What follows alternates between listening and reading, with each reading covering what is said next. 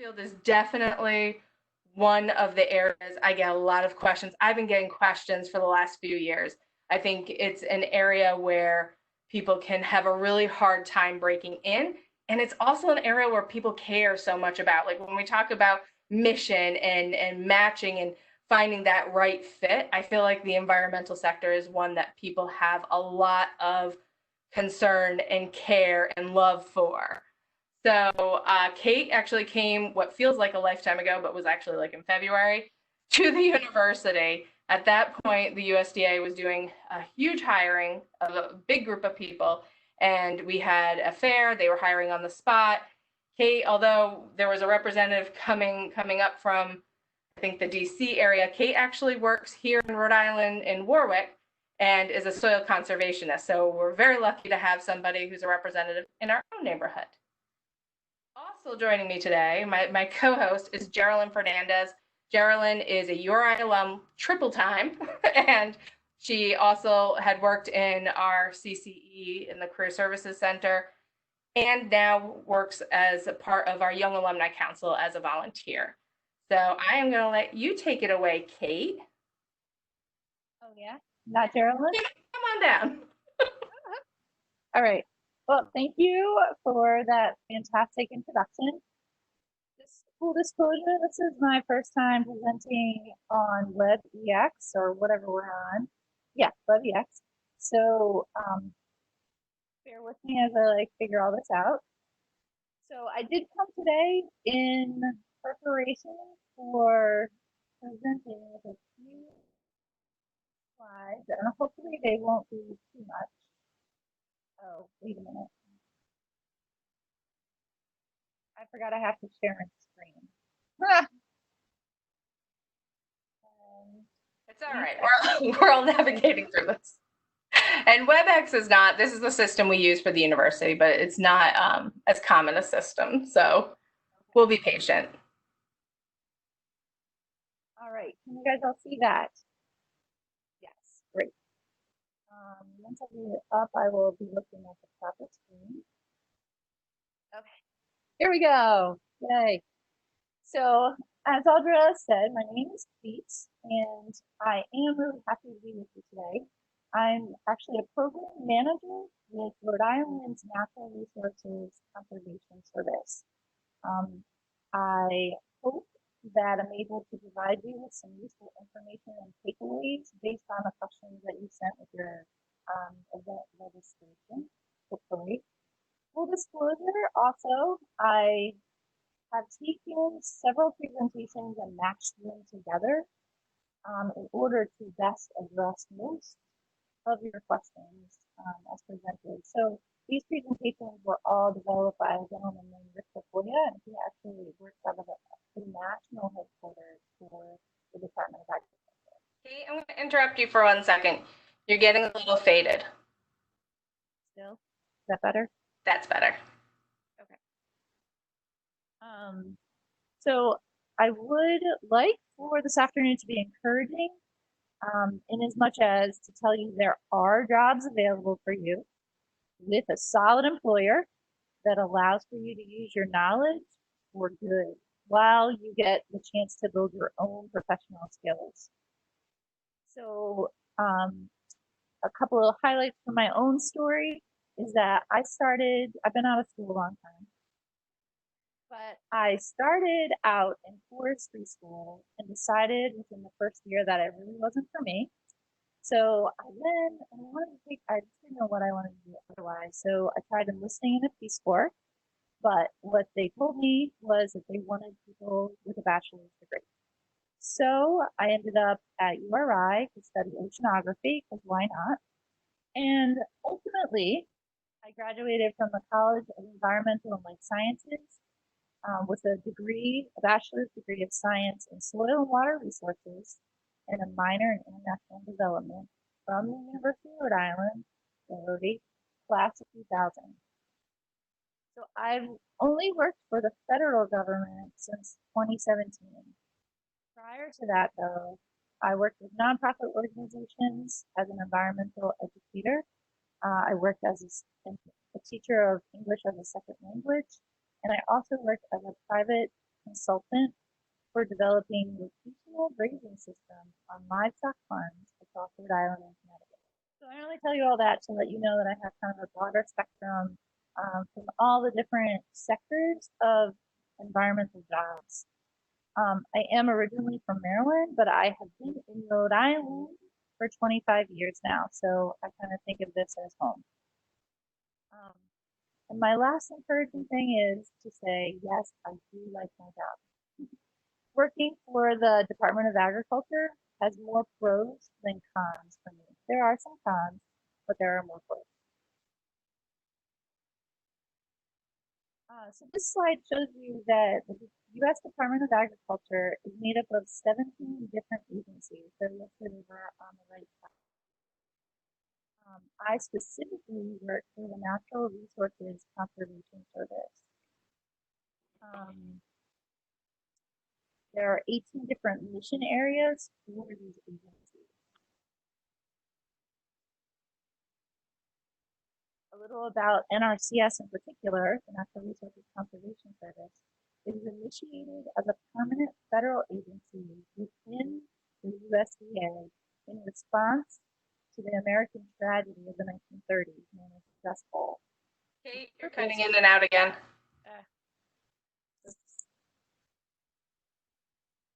Thanks for telling me. Is that better? Yes. So the purpose has always been to conserve and maintain healthy and productive working landscapes. And although the name of the agency has morphed over time, the mission has remained clear, and that is to envision and support sustainable working farms and manage woodlots so as to conserve and improve our natural resources, which include soil, water, air, plants, animals, humans. Today, this mission is accomplished by providing technical and financial assistance to ag producers of all sizes and types. So including veggie operations, livestock operations, rangeland operations, forestland operations, urban farmers, and our mission is carried out in all of the nation's states and territories. We are helping people help their land. So NRCS is over 10,000 employees strong, and this is a big word here. We will be hiring heavily over the next year. So if you have interest in working alongside ag producers to encourage a healthy environment, you may want to consider joining the team. I'm going to stop you again because you are still cutting in and out, but I think one of the things you just said that would be of a special interest is that you guys are hiring heavily right now. Yes. And especially in the next year, there will be a lot of opportunities. So I'll get into that in a second. So the purpose of NRCS is to connect people with the resources that they need, financial resources and technical knowledge that will enable them to make voluntary decisions that will ultimately feed our communities, our state, and our nation. So some examples, just to go like, what do you do? Like, I don't even know, what do you do? So some examples of the technical assistance that we provide is to encourage producers, farmers to care for their natural resources by increasing buffers between streams and crop areas. We manage woodlots for improved forest health. We install pollinator plants along field boundaries to support wildlife health. Install manure storage facilities to contain and properly treat animal waste to protect water quality. Conduct delayed mowing, etc. So we ultimately are teaching our producers the why behind those recommendations so that they can make those just a normal part of their everyday operation. This slide just shows the primary customers that we serve are generally farmers, anybody who's considered an ag producer. We also work with private sector a little bit and other government agencies and nonprofit organizations. This is a little bit of an overwhelming slide, but I included it because I want you to see that all under USDA, all of these agencies at the top here have all of these positions. So my it's hard to see it, but if I am able to, I'll send just like one PDF for the actual career grid to Audra so that she can send it out to everybody here. There are some common jobs in NRCS. So I am considered a soil conservationist, but I work closely with the engineers and the soil scientists in my office. I also rely heavily on the budget analyst and our financial specialist, and definitely on the public affairs specialist. There was one question that someone had about if I'm interested in like videography and stuff with environmental slant, how would I do that? So if that person is on this call and you wanted to connect with our public affairs specialist just to get kind of a sense of what her job is like and what she focuses on, I would be happy to connect with. This is a slide that just shows job series, and I wanted to include it because it also shows you where you can go to find the salaries. These are all, it's all public information. And so if you're curious about if you were to get into any of these particular, so I'm a soil conservationist within this series, and there's a description of what the occupation entails, and then if you go to pay and house or into the pay and leave salary and wages, you can find out what a starting salary would be and then how you would move up.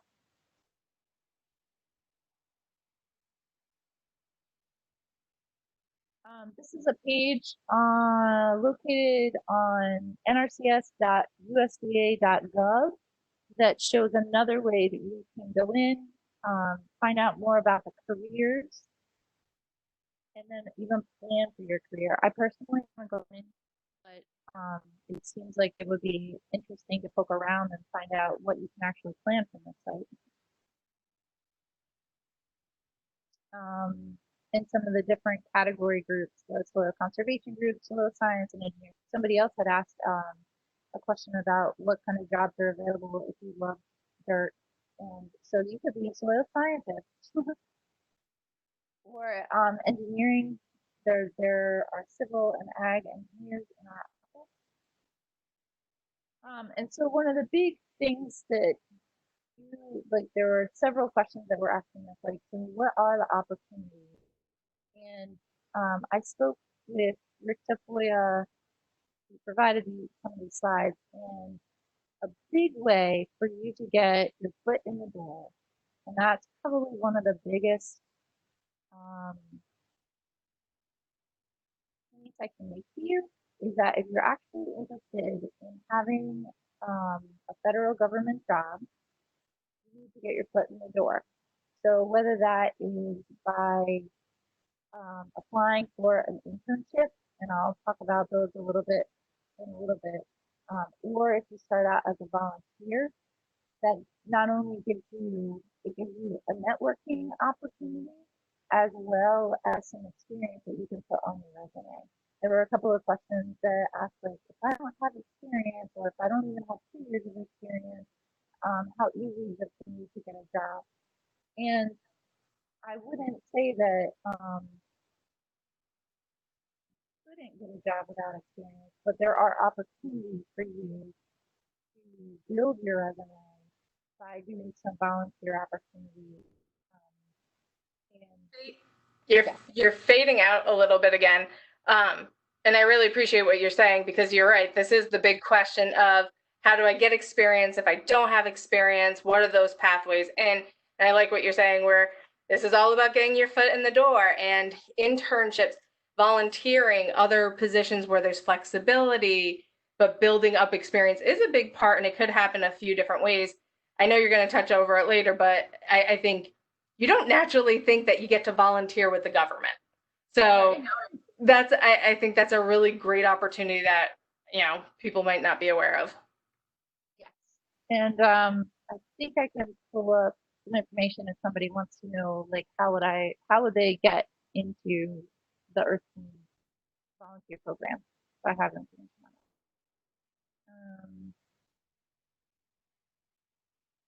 I included this because I have found these benefits to be true. The salaries are competitive. There is job security. I have paid vacation and holidays. Thank God. I have health and retirement benefits that are solid. And this is another highlight. If you're willing to be mobile, you can find a job within NRCS or within USDA.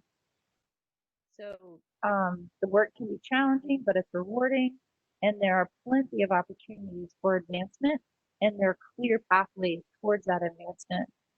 Trainings are promoted, and I feel like in a lot of areas, um, you're not really provided the opportunity to figure out what your growth potential is, but within USDA and from my perspective within the NRCS, it's very clear. If you want to get here, these are the steps you have to take to make it there or to open that door for that. Here's what I'm going to say. NRCS has been given an increased hiring ceiling for 2021. So we're expecting to see around 1,600 positions open up nationwide. So if you're interested, now would be a really good time to get your resume pulled together, start getting a profile up. And this is the only way that I know of that you're going to find out about federal jobs is on this website called usajobs.gov. To add in a little bit more to Kate was saying, so USAJobs.com, making sure that you're partnering with Audra if you're an alumni, or going and working with the CCEE would be very, very, very, very great for you to get your resume, get your cover letter approved. Going into that, how important would you feel like having a cover letter is to getting a position in the USDA? That's a question to me. Yes. Yes. Very important. Let's see. So I will there. Does it tell you? Nope. Okay, I didn't include that slide. Sorry. If you're going to apply to a job within the federal realm, your resume is going to look very different than a resume that you were going to supply to private sector.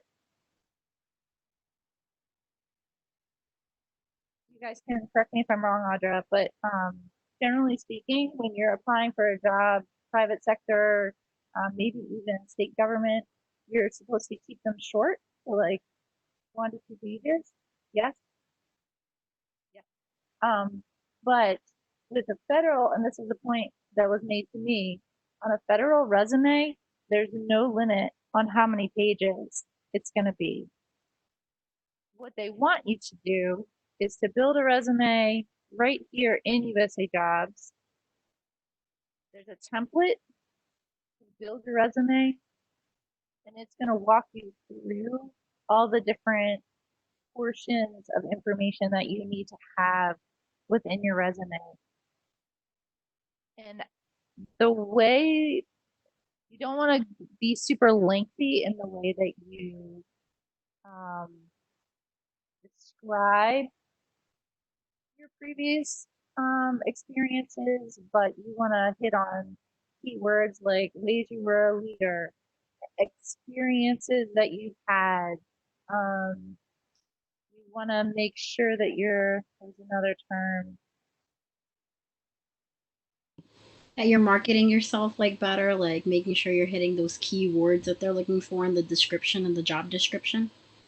yes, because often, or at least my understanding, because I'm not an HR person, but what happens is that you upload all the required documents to USA Jobs on this website, and then it will come up on the screen of a human resources person, and they don't really know. You saw how many agencies and how many jobs there are. all they're doing is doing essentially a control F. They're searching your resume for a lot of the keywords that were posted in the job posting, job description. So what you're going to want to do is ensure you're reading these job postings very thoroughly. You want to talk about the requirements. That's where you're going to grab your keywords. You're going to hit on those within your resume and your cover letter. This is always a big question that people ask about is the keywords. We're throwing the term out a lot, and some people are familiar with it. Other people get really frustrated because they said, everyone keeps talking about the keywords. Where are they? So I appreciate what you just said, Kate, which is start with the requirements. Look at the requirements. I also will add that I think the government in all the different departments are starting to do a lot more in trying to help people through their process. So normally when it comes to things like templates in career services, we say stay away from templates. But when it comes to these federal jobs, follow directions. That's like the number one thing. If they ask for you to have salary, if they ask for you to have your supervisor's name, if they ask for exact locations, you need to follow those directions to a T. And then what Kate said about go to the requirements and make sure those words are in, because it's going through so many different people that may or may not be connected to the job before it gets filtered to the right place. Yes. The other thing you may want to look at are the duties. That also is going to, you want to speak your resume and your cover letter to speak to why you would be able to do those duties fairly quickly. Every job that you start is going to have, there's an uphill climb. So you can really build up your knowledge base, your skills, and every employer knows that, but they want to see that you have the capacity, the skill set, or the basic mindset that you will be able to go after and be self motivated to improve. Something to that effect. I'm going back in my memory. When you hit apply down here on a job posting, you're going to be required to upload various documents, and you're also going to be asked to answer questions. And my recommendation is to first print out all those. They're multiple choice questions that are really meant to rate you. And the reason those are important and you want to read them very carefully is because some of them you want to be honest in your skill level and say I am proficient at this or I'm an expert at that. So you want to be honest, but you also want to pick the highest point value one, and they don't tell you that. So you kind of have to read very carefully to ensure that if you qualify for one or the other answer, pick the one that you're going to get the most points for. Because once your resume is looked at, scanned by an HR person, then it goes to the next level and it's rated. And you're rated so that you can then, your name is given to a panel, and usually it's just the way that they filter out scamming applications. So Kate, you're getting a little garbly again, but what I was hearing was that when filling out these questions, to make sure that you want to make sure you're consistent in how you're ranking, because this is actually going to be filtered to that next step. Yes. And ultimately, if you make what they call a panel, your name and resume are sent to the state conservationist person, then you'll get called for an interview. I had a phone interview. I've had one in-person interview and one phone interview. I don't know whether it's generally just one interview, or if I know in some other areas you can have multiple interviews until they make a selection. So I think that might just be dependent. And if we circle back to the opportunities, assuming that some of you are still students or about to graduate or recent alumni, these pathway programs are consistent. They annually, positions in each of these programs comes up every year. Not in every state per se, but I know in Rhode Island, we always have pathways students who work over the summer. And these are paid internships. And it allows you the opportunity to explore what NRCS is about, get paid, and then if you finish your internship, have a higher likelihood to then be offered a job somewhere in the nation. It won't necessarily be in the state, but in the the recent graduate program is actually for anyone who graduated within a 2-year span of today's date or whatever date that is, or if you're about to graduate, if you're within 120 days of graduating.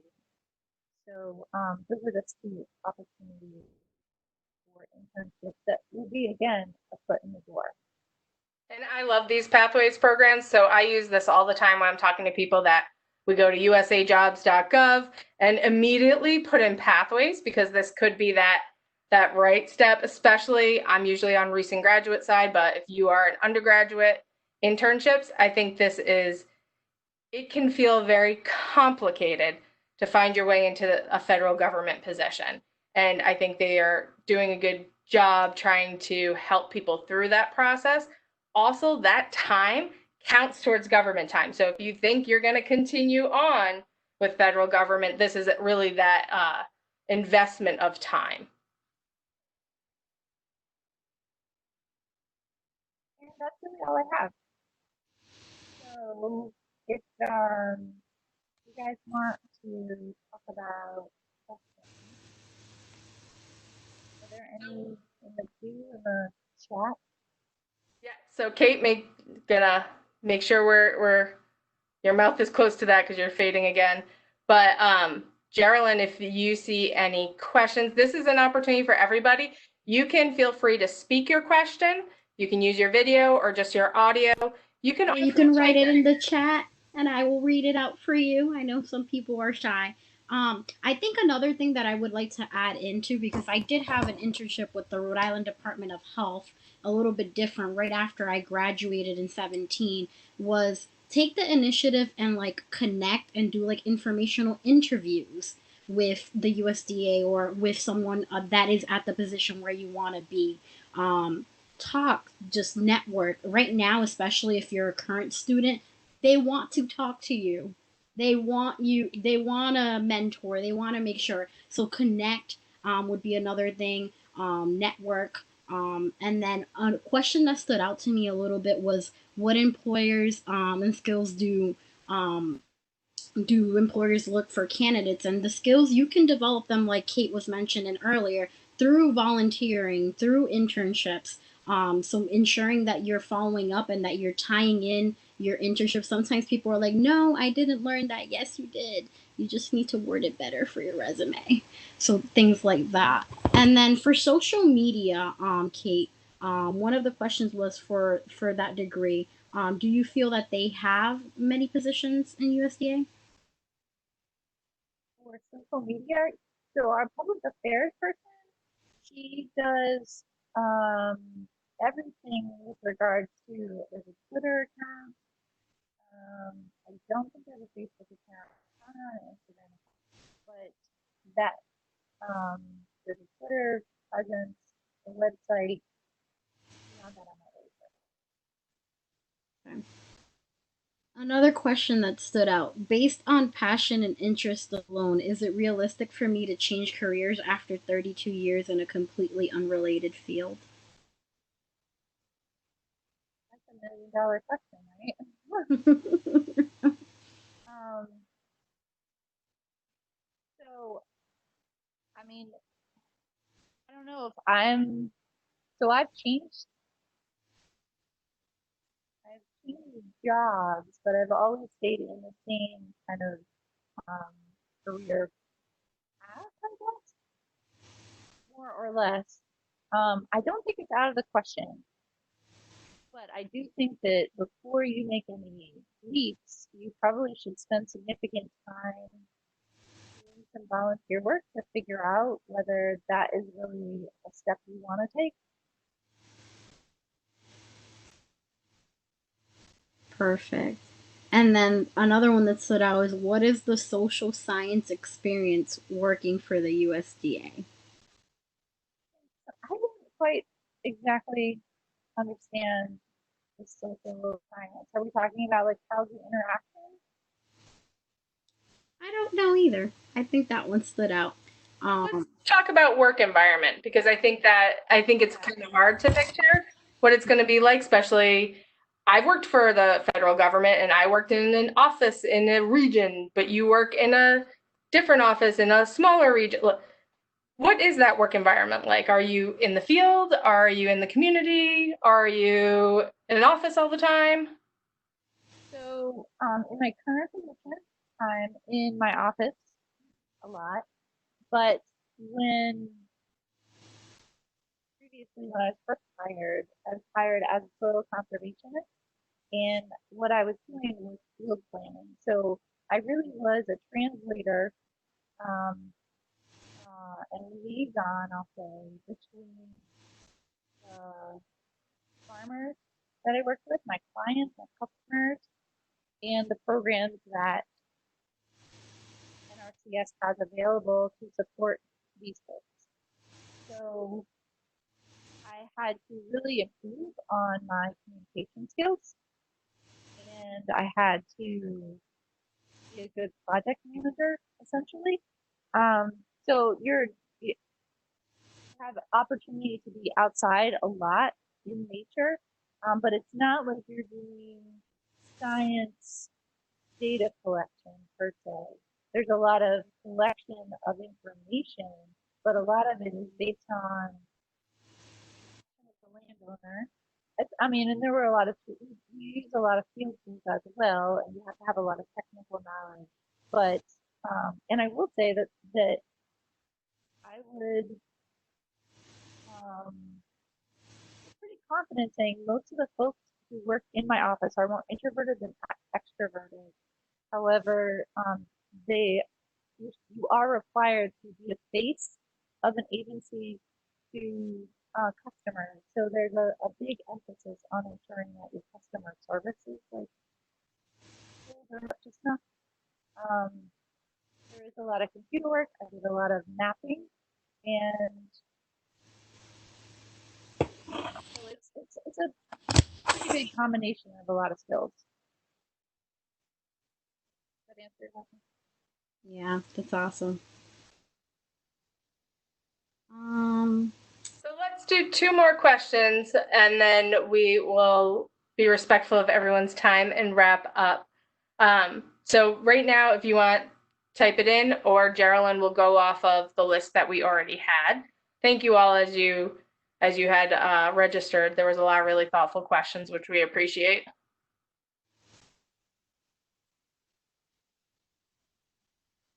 no one in the chat. All right, I'll go into the next one. Do you need an environmental science background or related experience? I'm a biological science major and I'm interested in this work. I think that you would be able to go into USA Jobs and search for um, biology and see what would come up. That would probably be my best. I mean, there's a biologist who works in my office. He's a state biologist, and there are plenty of folks who have a biology degree. Sometimes they're in wildlife biology. And it's definitely different than working for DEM. DEM, I feel, is very much science based, and there's a lot of regulation. Whereas working for NRCS, it's a voluntary program, and you're essentially trying to help people help their land. So I really appreciate throughout, there's a lot of interest in the environment, but people are coming at it from different angles. So this thought of, yes, we have these positions that might be very streamlined traditional science, but we also have these other ones that are focusing on those communication skills that really are open to all different majors. And what both Kate and Geraldine have said about the networking. So personally, I had worked for the Federal Emergency Management Agency, and that was one of my first jobs when my career began. And it was really networking. Honestly, I did a service program. I did an AmeriCorps service program. I got to work under FEMA in a certain way. And that's what gave me the connections, because I assure you, I did not do the application correct at all. I just happened to have somebody who I had a personal connection with that said, oh, hey, you need to go back and fix this and let me help you through the process. And that's what made all the difference. And that's not my background. I'm a URI alum with a journalism degree, but then I worked in emergency management. And for me, it was all about communication and relationship building. And that was what was transferable to what I was doing. Yes, I do agree with that because right now I'm in operations and I started as a healthcare major, so anything's possible. I think to wrap up the questions, I think this one was a very great question. What would be the best strategies and recommendations for starting a place for networking? Like, what do you guys have any like associations or societies that people can join to connect and network? That's a good. I didn't think about this one ahead of time. Sorry.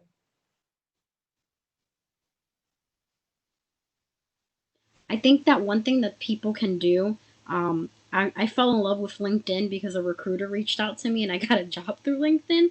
You can search up communities in LinkedIn. Obviously, looking at those networking words, like if you're an environmental soil major, typing that in, like environmentalist, like looking for networks and people. I think that would be a recommendation for professionals associations. I'm not in the field. I was a part of Sigma Alpha sorority and in URI, and I'm still connected with my alumni chapter, and they're ag sorority. So I get all of the agricultural things through Sigma Alpha, but I don't know if you're not part of that sorority, if you're able to get a listserv or connect with those companies. They have a lot of like private sectors that send emails. I even got a scholarship through one of them. So just definitely look into it. I would say Google would be your best resource if Kate doesn't have another option. If I think of any, I will forward it to Audra. I'll add on to those because I think, yes, absolutely. Your LinkedIn is a nice, easy way of connecting for free. So I think that's always my number one. Plus, that way you get a good feel to see if a group is active. There are Green Drinks. Green Drinks is a social group, and it is about people who work in the environmental sector. In Rhode Island, there is RIA, which is the Rhode Island Environmental Education Association. That's another good group to kind of have that broad reach of who works in the environment. And this is really more environmental education. But I think what you see is there's a lot of overlap between these groups. And then the last thing I'll add on for networking was based off of what Kate had said. The federal government is really good at training. There is a lot of trainings. That's one of the perks that she was discussing. It's something that I experienced.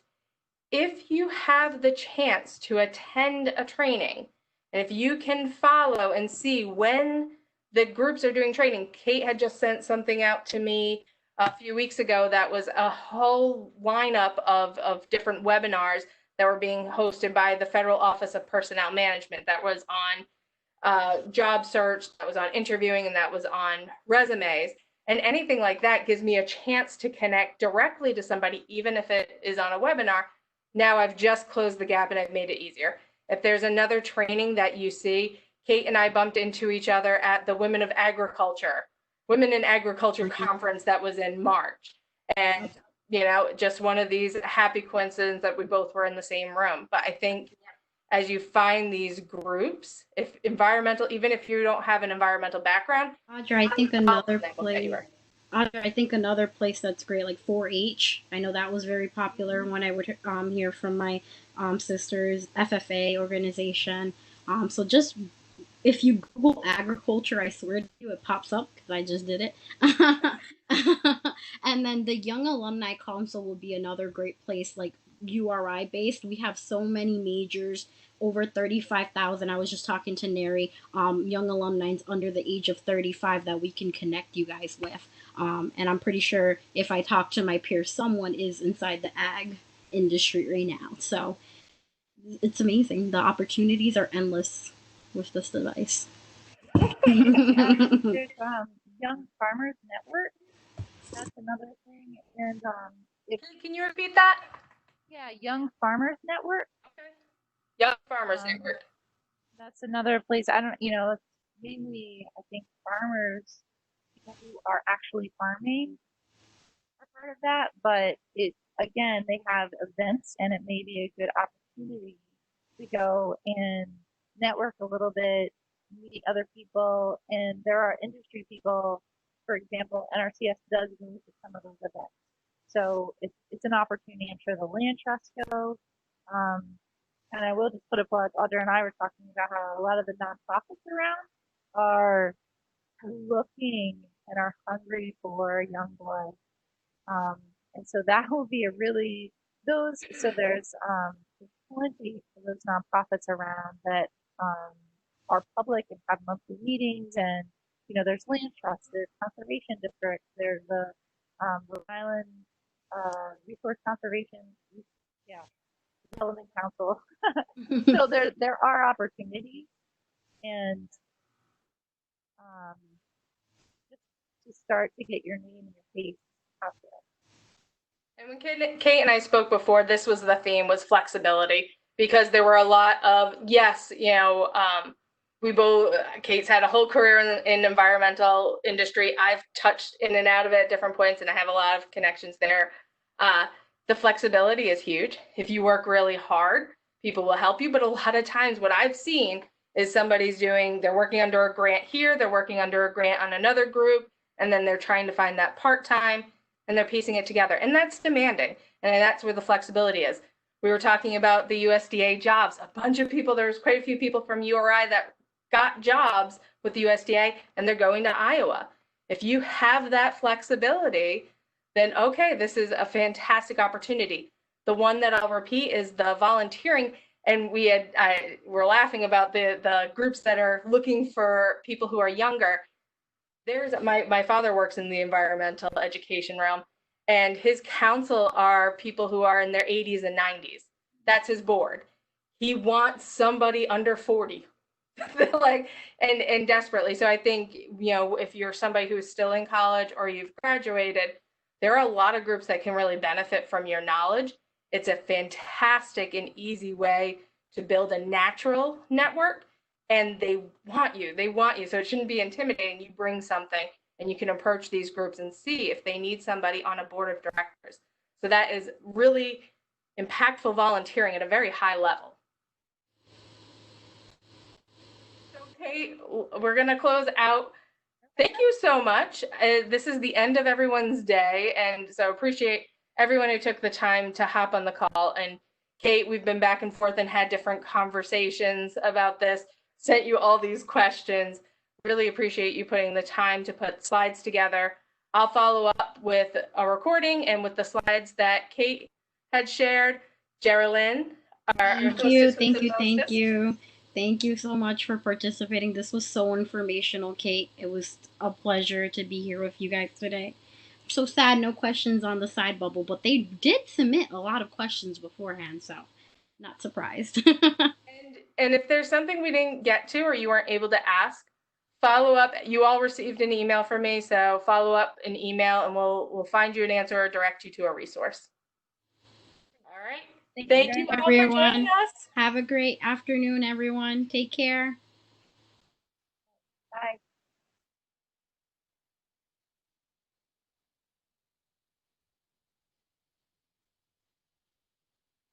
Mm-hmm.